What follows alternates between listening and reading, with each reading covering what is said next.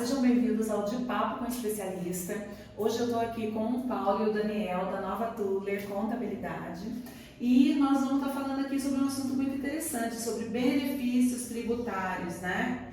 A gente vai estar aqui explorando estratégias que possam ajudar a reduzir a carga de tributos, de impostos e otimizar aí o retorno de quem está interessado em investir no ramo imobiliário, certo, Paulo? Exatamente. Vamos ver o que esse mundão tributário pode ajudar, né? Aos investidores, né? E também para quem quer construir. Isso. E lembrando que as dicas de hoje, pessoal, elas não substituem, né, um atendimento personalizado, Sim, né, do contador, tá bom?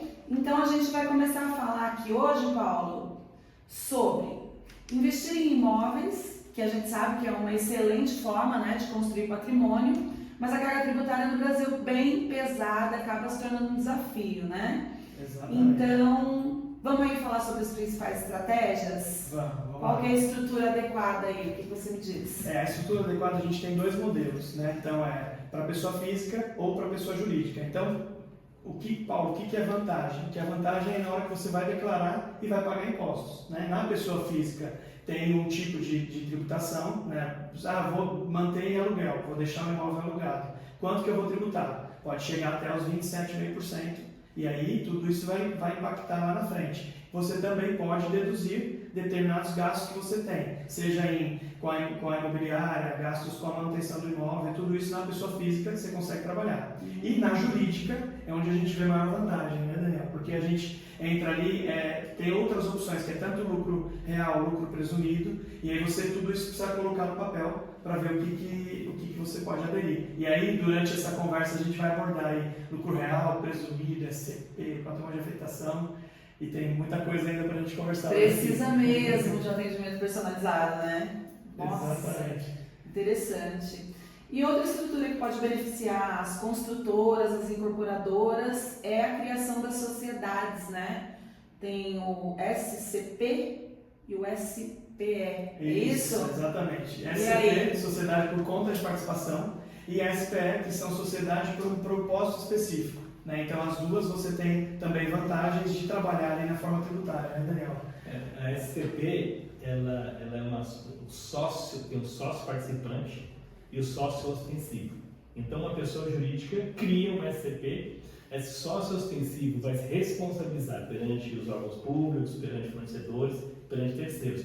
E o sócio participante já não se responsabiliza por nada. É como se fosse um sócio oculto dentro da sociedade. Ela não tem uma personalidade jurídica, ela não é registrada na junta comercial e nem no cartório. É uma sociedade ali entre os investidores, só o sócio ostensivo que aparece. E a vantagem é a seguinte: o sócio ostensivo pode estar no regime tributário, o lucro presumido, o lucro real, e o sócio, a SCP, pode estar em outro regime tributário. Então veja, uma pode estar no lucro real, outra no presumido. Então, além de você ser uma sociedade que o sócio participante é oculto, ela ainda tem uma vantagem do regime tributário poder ser diferente e a gente adotar o regime que melhor lhe convier, o que mais gera economia. O regime tributário ele é diferente, desculpa, só para eu entender, entre o sócio ostensivo e a sociedade. Vamos lá, você tem uma empresa, pessoa jurídica, você cria uma sociedade por conta de participação comigo. Essa sociedade, o CNPJ dele, responsável, é a sua empresa. Entendeu? Que é só minha, no caso. É só sua. Chama sócio ostensivo. E eu, como sócio participante, não tenho responsabilidade aqui nessa empresa perante o governo e perante terceiros. Só perante a sociedade. Você tem só benefício. Eu, como sócio participante, tenho mais benefício. Além de eu não aparecer perante terceiros, né? A questão da tributação pode ser diferenciada. Então tem que estudar, cada caso é um caso. Essa é a SCP. Tá. E agora tem a SPE, que é Sociedade por Propósito Específico. Vamos lá, eu tenho dinheiro, você tem. Então você fala, eu não vou pegar esse investimento e vou fazer na minha empresa e nem você vai fazer na sua. Vamos abrir uma outra empresa, aí eu participo aqui, você também, e a gente constrói aqui um empreendimento. Tudo que eu investi, tudo que eu depois começar a vender, vai afetar somente esse CNPJ. Então a gente vai lá, vai construir a obra. Então quanto ela vai durar? Enquanto durar a construção e a venda de de todo esse imóvel. Comprei lá o terreno, construí, fiz, vendi tudo. Acabou, pronto. Então essa é a sociedade, propósito específico só para isso. E as nossas empresas não entram nisso. E isso pode ser usado para qualquer tamanho de corporação. Uma pessoa que está começando, que é uma corporação menor, tanto faz. Isso, para qualquer tamanho. A gente podia aproveitar esse tópico já e falar da tributação do patrimônio de afetação. Que Patrimônio de afetação é outra coisa. Explica se quiser. O patrimônio separado que não afeta aquela construção especificamente. Então, por exemplo, eu abro a empresa, né, e eu separo aquele bem que está sendo construído, aquele projeto, para ele ter caracterização específica perante o fisco e jurídica, né, e empresarial. Então, o que ele faz? Separa todo o patrimônio e todos os gastos, todos os investimentos estão separados ali, e a tributação dele é bem menor, é 4%, por exemplo, sobre tudo que ele gerar. Bom, mas será que é vantagem? De repente o lucro não está tão alto, só que você dá uma garantia de preço. Então, por exemplo, você investe aqui, você sabe que a tributação, se você lá na frente as unidades passarem a valer mais, você mantém os 4%. Claro que se elas diminuírem, né, você tem que calcular. É o que a gente sempre fala, coloca no papel, né, conversa com o contador, que aí você consegue saber. Se a gente considerar que os imóveis eles têm um histórico de valorização satisfatório, até eu diria, sim, é uma coisa interessante. É uma coisa a se pensar. É uma coisa a se pensar, né? Exatamente. Tributariamente, e além de que ela blinda o patrimônio de quem investiu ali. Então, a construtora tem 10 imóveis construindo. Ela pega um desses imóveis e fala, esse aqui vai ser patrimônio de afetação. Abre um CNPJ para isso, né? E tudo que você fizer aqui, esse imóvel não vai afetar os demais investimentos da incorporadora. Então, ele pode ser até como um argumento de venda. Falando, esse imóvel que você está comprando, nada vai afetar se acontecer qualquer coisa com a construtora e ela vier a ter problema financeiro, esse imóvel não vai poder ser usado como garantia para garantir a dívida aqui. Então é um argumento de venda para garantido para você. Para quem está comprando, ele fala, peraí, isso aqui está garantido, é como se fosse uma blindagem patrimonial desse imóvel aqui. Além da blindagem patrimonial perante os sócios, ainda tem a questão tributária, que é menor dependendo do lucro que vai dar aquele empreendimento, que é 4%. Sim. Já no Minha Casa Minha Vida é 1% só, então tem mais vantagem ainda. Tem mais vantagem ainda. Precisa estudar cada empreendimento, cada forma que você vai fazer, qual é a melhor a ser utilizada. É o que a gente tem falado, precisa de um atendimento personalizado mesmo. E todas essas estruturas é para atrair investidores e dar mais segurança jurídica. Sim. Né? Tanto para quem está investindo, né, quem está comprando, como para quem está construindo. Sim, bacana. É muita coisa, né? Muita coisa, é muito detalhe. Nossa, desde que eu comecei a ver isso aqui, nossa, é um mundo novo, que isso? E é um mundo que a gente vive e não conhece, né? Ninguém conhece. Sim. Mas a gente falou aqui sobre a estrutura da pessoa jurídica, né? Que é importante para defender os regimes de tributação disponíveis. A gente tem alguma coisa sobre lucro presumido e lucro real. Exatamente. Qual a diferença disso? Aí o que acontece? O lucro presumido você não utiliza, então independente do resultado que você tiver na empresa, ele vai ser aquela tributação X. Então no caso de imóveis, 8% é o que você vai pagar sobre o que você faturou, no caso de imposto de renda e contribuição. Né? E aí a base de cálculo, a base de cálculo, isso, a base de cálculo ela é reduzida. Isso, não é os 15%, os 9% e os 10% ali, continua, mas a base de cálculo ela é reduzida. Então, de tudo que você faturou, você vai pagar de imposto de renda e contribuição sobre 8% só que é a base. Não independente do resultado que você tem. Se ele for maior que 8%, você só vai pagar sobre 8%. Já no lucro real, ele entra todos os cálculos ali entra a depreciação, gastos com a venda, todos os gastos ele vai entrar. E aí, se esse lucro for menor do que a base de 8% do presumido, vale a pena você dar no real.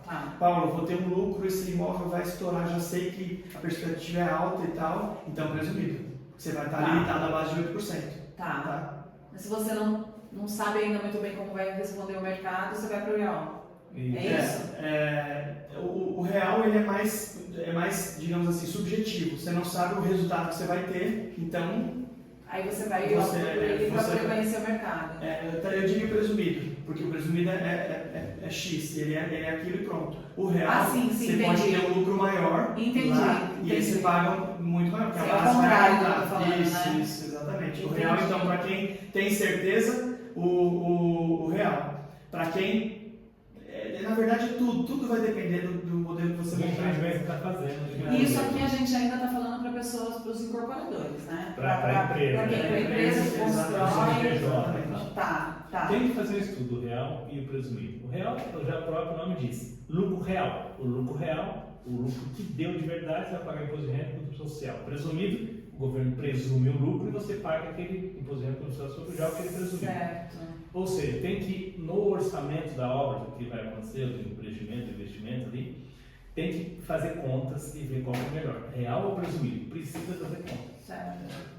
Tem que ter acompanhamento mesmo, né? E aí você citou essa parte, então esse é para quem está construindo e para quem está investindo, quem está comprando. Aí é bom você voltar lá naquela questão do pessoa física ou jurídica. Paulo, quando entra jurídica, você fazer uma holding patrimonial. Então você compra os imóveis e aí essa holding patrimonial também entra nisso que a gente está falando agora. Ela é presumida ou ela é real? Vai depender. Esse imóvel vai ser revendido em curto espaço de tempo ou ele vai ficar bastante tempo aqui, eu vou alugar ele, qual que é o destino que vai dar para ele? Aí quem está investindo, quem está comprando, né, pegou o dinheiro para investir em imóveis, tem que pensar nessa situação, tanto para facilitar depois na sucessão, quanto para o uso, né, o diário ali da empresa, do seu patrimônio, né? Ele vai ficar guardado como? Vai ser tributado pela física ou pela jurídica, né? Então é isso que tem que ser pensado. Essa questão das holdings está sendo muito usada no país, porque ela facilita demais, né? Numa sucessão, né? O inventário é muito mais fácil, então os bens já estão tudo ali na holding, você transfere a holding para os herdeiros e acabou. Muito mais fácil que o inventário. Muito mais fácil do que o inventário. Então, e mais rápido. E mais seguro também, não dilapida do patrimônio, né? Porque muitas vezes envolve pessoas, envolve gente, cada cabeça é um mundo, né? E aí na hora que o sucessor recebe, né, ele fala, pô, eu quero usar de um jeito, outro quer usar de outro, e aí cada um tem uma decisão. Com a holding não, cada um pega a sua parte ali e aí fica mais fácil de fazer a administração. Nós temos aí um conhecido que menciona que ele está com o inventário do avô dele, já tem, se eu não me engano, 12 anos. E agora, um dos tios faleceu e entraram 4 filhos desse tio na jogada. E ninguém pode fazer nada, fica travado. Ninguém pode fazer nada, cada um quer uma coisa. Realmente, ninguém pensa. A gente em vida não quer pensar nessas coisas, né? Mas... assuntos difíceis de abordar, porém necessários. Porém necessários, é igual seguro de vida, né? Não é seguro de vida, não. Só voltando um pouquinho, que isso é muito específico, é bom às vezes repetir o detalhe. Claro. A tributação dos patrimônios está na holding. Então, a holding tem que ter a contabilidade, fazer o balanço para saber. Esse patrimônio é bom estar no imobilizado, ali nos investimentos, né? Ou no estoque. Tem 2 formas de você contabilizar esse investimento. Então, você tem que estudar. Onde que eu vou ter mais economia? Contabilizado lá no imobilizado ou contabilizado no estoque. E as formas também mudam. Uau, tem muita coisa. Tem muito detalhe, tem que pensar. Fazer contas. Tem que ser um estudo personalizado. Tem uma coisa que a gente fala, fazer contas por causa disso. A tributação no Brasil é muito detalhada, muito complexa. Então você tem que fazer contas para saber onde eu deixo o imóvel, né, na holding, no imobilizado ou no estoque.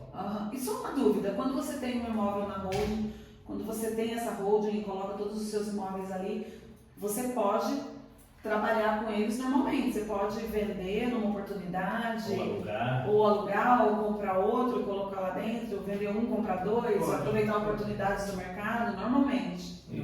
Não fica nada preso, né? Não, você vai trabalhando e vai depender ali do que, né, da condição. Por exemplo, eu quero aproveitar X de custo, aí é você colocar no papel, né, voltando por papel, os gastos que você teve e quanto que você vai tributar aquilo. Se vai ser pelo regime de caixa, por competência, qual de tributo que a empresa está utilizando, né, qual regime, real, presumido. Isso tudo que a gente tem que... Mas o momento que gerou oportunidade, não perde nada. Não precisa ter preocupação, tá livre. Tá livre. Bom, uau. Sobre isenção de ganho de capital. Dizem que é uma ótima oportunidade para economizar na venda de imóveis, né? Sim. Como que é isso? Sim. Isso a gente fala, já traz para a pessoa física, né? Porque, por exemplo, se você compra um imóvel e você comprou, trabalhou no imóvel e tal, vendeu ele. Se você reinveste o valor da venda, né, o resultado da venda, em um outro imóvel em até 180 dias, você pode zerar esse ganho de capital. Então, o imposto que você paga sobre a valorização depois da venda, comprei por 200, vendi por 400. Tá. Você teria que tributar sobre os 200, que ganhou, que ele aumentou A diferença. Isso daí você pode 15%. 15% sobre tudo isso. Exatamente, sim. que é o imposto de renda. Então, você pode até zerar esse ganho de capital utilizando essas formas, né? Outra forma é se você vende até um imóvel de até 440 mil, né? dentro dos 5 anos. Então, se dentro de 5 anos você vendeu um imóvel de até 440 mil, você pode, um único imóvel, né? Você pode utilizar essa Depois que vendeu a primeira vez já era. aí depois tem que esperar girar o período de novo, depois dos 5 anos e tudo mais. Tá, deixa eu entender então. Eu tenho a minha casa, vamos supor, eu tenho a minha casa, eu comprei por 500 mil e hoje ela está valendo 700. Eu vendi a minha casa. Comprei outra dentro de 180 dias. Dentro de 180 dias eu comprei outra casa. Eu não pago esses 15%. Você pode reduzir essa ele, diferença. Tem que pagar. Tem que pagar, mas dependendo do valor você pode até zerar ele, o ganho de capital. Tá. Mas e se você utilizar dentro de 180 dias, você não paga nada. Isso, E ela, exatamente. Né, ela comprou, ela vendeu a casa por 700 mil e aplicou esses 700 mil na compra de outra casa. Certo. Dentro de 180 dias, não tributa nada. Certo.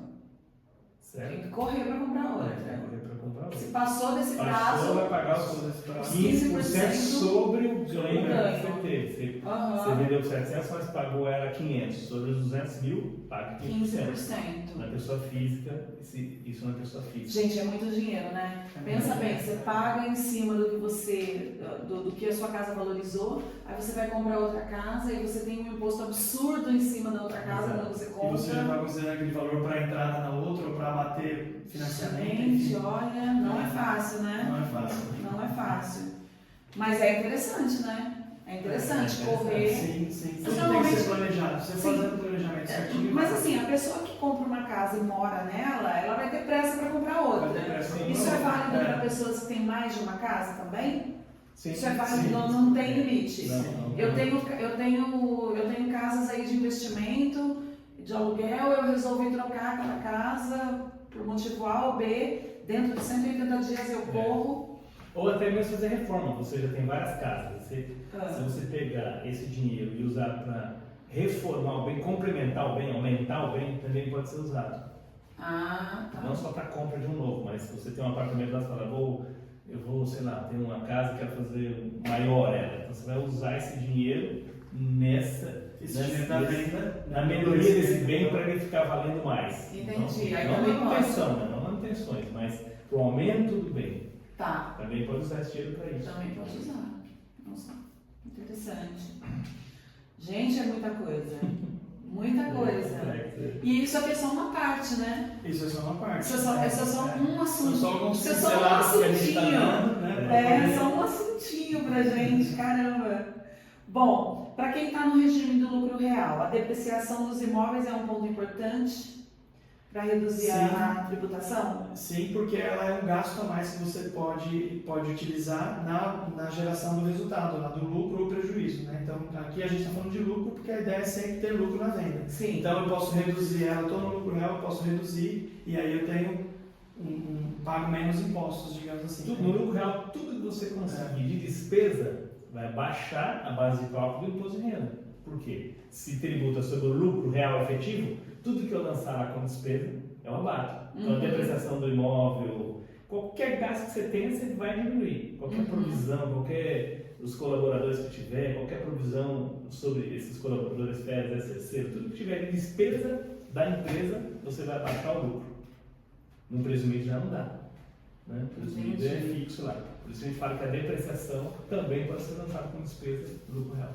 A depreciação É o gasto do imóvel, é o desgaste dele. O desgaste. Desgaste natural do imóvel.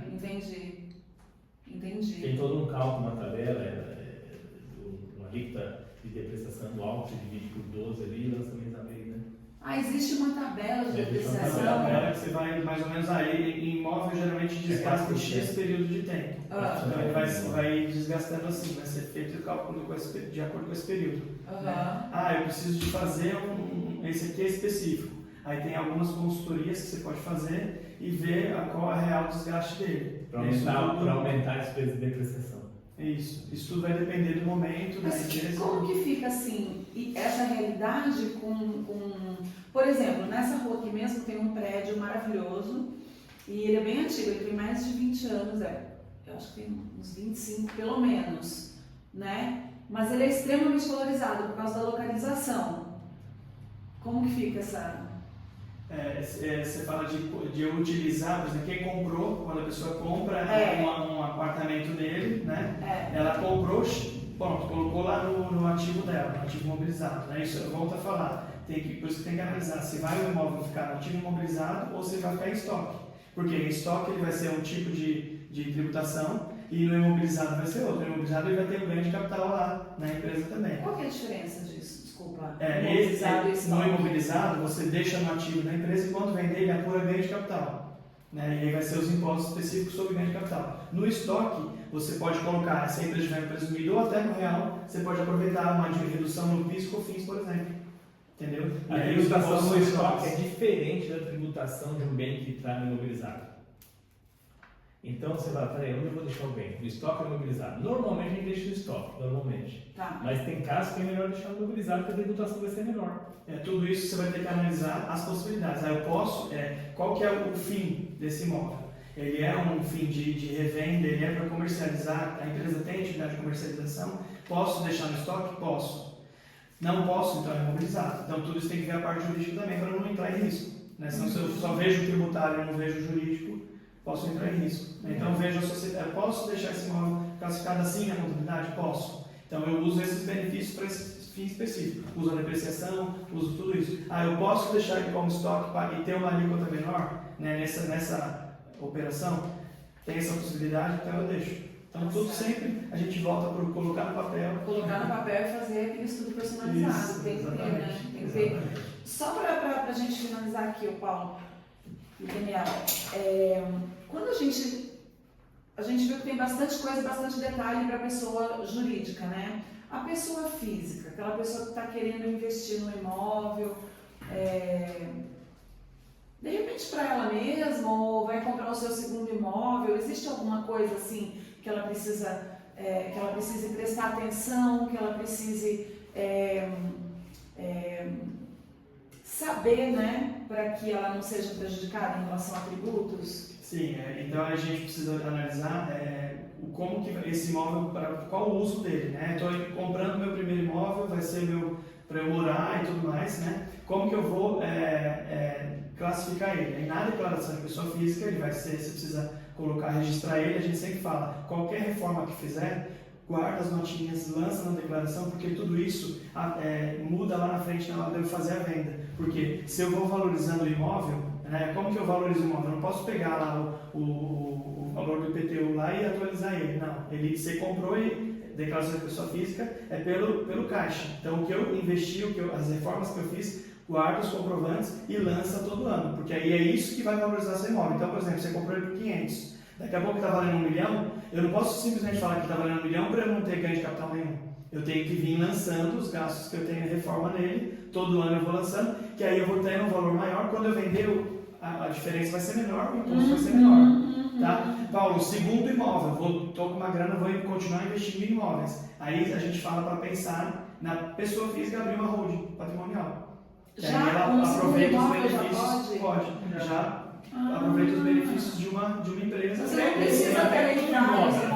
Você tem um imóvel. Mas aqui um imóvel, às vezes a pessoa... Às vezes o custo para você manter a empresa aberta, tudo não isso vale não vale a pena. Uhum. Então, a partir do segundo imóvel, vou investir em imóveis, começa a pensar na abertura de uma holding para o PJ, né? Agora, olha que interessante, eu mesma nunca guardei nada das reformas que eu fiz na minha casa, das melhorias que eu fiz na minha casa. O problema é assim, você comprou um imóvel lá 500 mil, passou 5 anos para vender ele. E aí não tem a opção de comprar um outro dentro de 180 dias. Você vai vender para investir em outros negócios. Ela vai ter a tributação sobre o ganho. Então você comprou por 500, vendeu por 800, tem 300 mil de ganho. Aí se você tem esse histórico... Se você foi aumentando, comprou por 500, gastou 50, 550, gastou mais 50, 600, gastou mais 50, 650. Gastou mais 50, 700, já está lá em 700 mil, vendeu por 800, A diferença é sobre 100. Você Você vai pagar os 15% sobre 100. E não sobre os 300, quando você pagou 500. Outra coisa importante, tem gente que vende imóvel e esquece de fazer o GCAP, chama GCAP, que é o programinha chama GCAP, você baixa no site da Receita Federal. Tem que baixar esse GCAP e preencher ele no mês que você vendeu. E pagar esse 15% sobre o ganho até o dia 30 do mês seguinte ao da venda. Então, vendeu em outubro, tem que pagar esse 15% sobre o ganho até 30 de novembro. Tem que fazer o GCAP no mês que vendeu. Muita gente esquece. Ele lembra de fazer o GCAP só quando vai fazer a declaração de imposto de renda. Ou nem sabe que existe o GCAP. Ou nem sabe. O que acontece? Ele vendeu o imóvel lá em fevereiro, faz a declaração de imposto de renda. Em março do outro ano, um ano e um mês atrasado, vai pagar os 15%, né, se tiver, com multa e juros desde março lá do ano passado. Então, vendeu o imóvel, tem que fazer o GCAP. Mesmo que seja isento, faz o GCAPzinho ali, deixa preenchidinho. Quando for fazer a declaração de imposto de renda no ano seguinte, o GCAP já está pronto. E muita gente esquece. A gente pega, na hora de fazer a declaração de imposto de renda, vendi imóvel, você fez GCAP? Ih, não fiz GCAP. Que é o demonstrativo sobre o ganho de capital. Então, a pessoa física tem que ficar esperta no GCAP. E a contabilidade assessora com isso também, no caso. Se a pessoa está... Aí não tem preocupação, né? Não, ela liga pra gente, vendi um imóvel, você faz GCAP pra mim? Pronto. A gente faz. Já vai lá e já resolve. Já deixa calculado, quando chegar o agente, só importa ele e declara. Já está Certo. recolhido, já está declarado. Tá certo. Eu não sabia da existência desse É. GCAP. Gente, muito aprendizado pra mim hoje, hein? Muito aprendizado, gente do céu. Olha, eu não sei para o pessoal que vai assistir. Para mim, vários aprendizados muito importantes aqui. Então, vou agradecer, Paulo, você por ter vindo aqui, Daniel, por terem participado ali dessa nossa ideia, que eu acho que vem agregar demais pro pessoal que está interessado em comprar imóvel, seja pessoa física ou jurídica, né? Trazer assim essas informações que é tão valiosa. Imagina, a gente está no meio do mundo imobiliário, não sabe desses detalhes, imagina as pessoas que estão são por fora. valores altos, né, expressivos às vezes, e a tributação é alta também, e às vezes você esquece, a hora que você vai ver, paga um valor enorme de imposto. Que podia ter... Se podia ter evitado ou feito um planejamento inteligente para diminuir essa carga tributária. Sim. Que ela é alta, né? E aí a gente cai também naquela questão, né? Eu vou pagar contador, eu tenho que pagar contador?